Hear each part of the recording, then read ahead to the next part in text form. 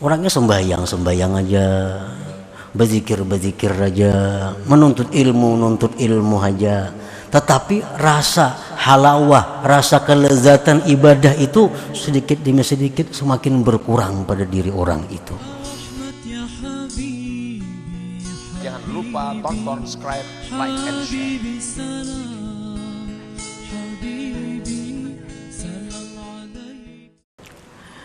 Min jahlil murid ayyusi al-adaba patu akharal uqubatu anhu payakula law kana hadha su'a adabin laqata'al imdada wa awjabal ib'ada faqad yaqta'ul madada anhu min haitsu la yash'uru walau lam yakun illa man'al mazid wa qad tuqamu muqamal bu'di wa anta la tadri walau lam yakun illa ayyukhalliyaka wa ma turid.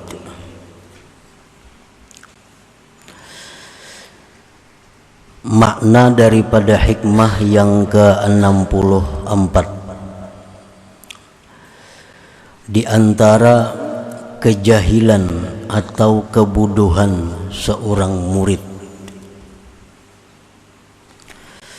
bahwa dia tidak baik adab, bahwa dia jahat adab,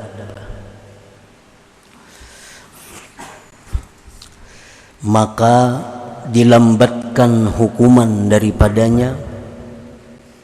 Maka dia berkata, jikalau adalah ini yang dilakukannya itu jahat adab, niscaya Allah putuskan pertolongan dan Allah pastikan dia dijauhkan. Maka terkadang Allah memutuskan bantuan dari seorang murid dari sekira-kira tidak mengetahui murid tersebut. Jikalau tidak ada hukuman itu, melainkan dicegahnya pertambahan, niscaya itu cukup sebagai hukuman. Dan terkadang ditempatkan seorang murid itu pada tempat yang jauh dan engkau tidak mengetahui. Dan jikalau tidak ada hukuman, melainkan bahwa Allah biarkan engkau dan kehendak engkau, niscaya itu cukuplah sebagai hukuman. Itulah terjemah kurang lebihnya dari hikmah yang ke-64 ini. Imam Ahmad ibnu Athaillah menjelaskan bahwa kebodohan seorang murid, bahwa dia itu tidak baik adabnya,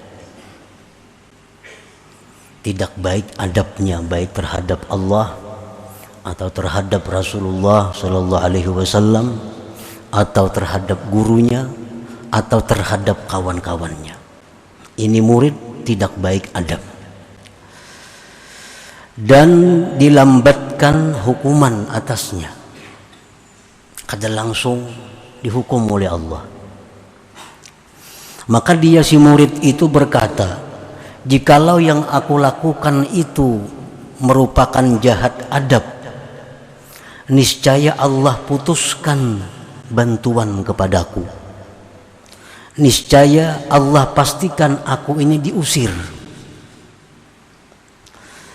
Nah, maka terkadang Allah itu memutuskan bantuan kepada seseorang, orang itu tidak merasa. Contohnya, tidak ada pertambahan cinta kepada Allah. Tidak ada pertambahan kedekatan dengan Allah. Ini satu hukuman yang mungkin tidak disadari oleh seorang murid. Kalau kita hari ini sama dengan hari kemarin, hari semalam, itu sebenarnya hukuman. Karena hari ini lebih dekat kepada kematian daripada hari semalam. Mestinya hari ini keadaan kita, hubungan kita kepada Allah lebih baik dari kemarin itu. Nah, terkadang itu kada disadari oleh seorang murid bahwa itu adalah hukuman dari Allah terhadap tingkah lakunya yang dianggap kurang beradab. Hari ini kita beribadah ada rasa hambar. Hari ini kita beribadah kada khusyuk. Padahal semalam kita beribadah bagus. Semalam kita beribadah nyaman. Kenapa hari ini kada? Nah, itu hukuman dari Allah.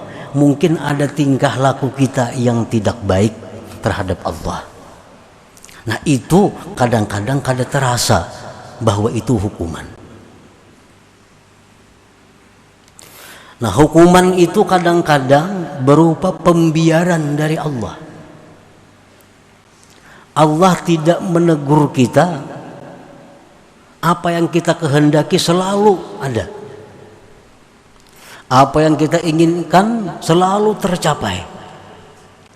Nah, ini suatu hal yang dianggap hukuman. Hendak ini tercapai, hendak itu tercapai, hendak ini mudah, hendak itu ada. Nah, jangan dikira bahwa ini adalah Allah sayang. Itu hukuman dari Allah. Karena kalau orang yang disayangi Allah itu kadang-kadang dia menemui kesulitan, kadang-kadang dia menemui musibah, sehingga hatinya selalu kembali kepada Allah Subhanahu wa ta'ala. Nah, para muhibbin rahimakumullah. Jadi hukuman yang diberikan Allah kepada orang-orang yang tidak beradab kepada Allah itu tidak berarti hukuman itu berupa jasmani. Misalnya sakit, misalnya bangkrut usahanya, misalnya jabatannya gugur. Nah, kadang-kadang hukuman Allah itu berupa penghentian madad. Nah, penghentian bantuan rohani yang akhirnya tanpa dirasakan oleh yang dihukum sehingga dia kering dan mati. Macam kita menanam pohon, tanam. Nah, selama ini kita siram pohon itu, dia hidup berkembang. Nah, begitu kita hentikan, nah, kada disiram lagi, pohon itu apakah mati bakajud? Apakah pohon itu langsung rabah? Apakah pohon itu langsung kering? Kada. Nah, pohon itu kada langsung mati, kada langsung kering. Hari ini kada kita siram, kelihatannya pindah hidup aja. Isuknya kada kita siram lagi, kada ketahuan lagi. Tapi kira sebulan 2 bulan hanya kelihatan kering, mati pohonnya. Nah, demikianlah Allah apabila menghentikan bantuan rohani kepada seseorang karena seseorang itu jahat adab kepada Allah. Allah hentikan bantuan seperti itu. Orangnya sembahyang aja, berzikir aja, menuntut ilmu aja. Tetapi rasa halawah, rasa kelezatan ibadah itu sedikit demi sedikit semakin berkurang pada diri orang itu. Itu contohnya. Jadi seorang murid apabila jahat adab kepada Allah, kepada Rasul, kepada guru, kepada kawan, kemudian tidak terlihat ada hukuman, maka jangan mengatakan bahwa yang dilakukannya itu adalah baik. Jangan mengatakan bahwa perbuatannya selama ini baik.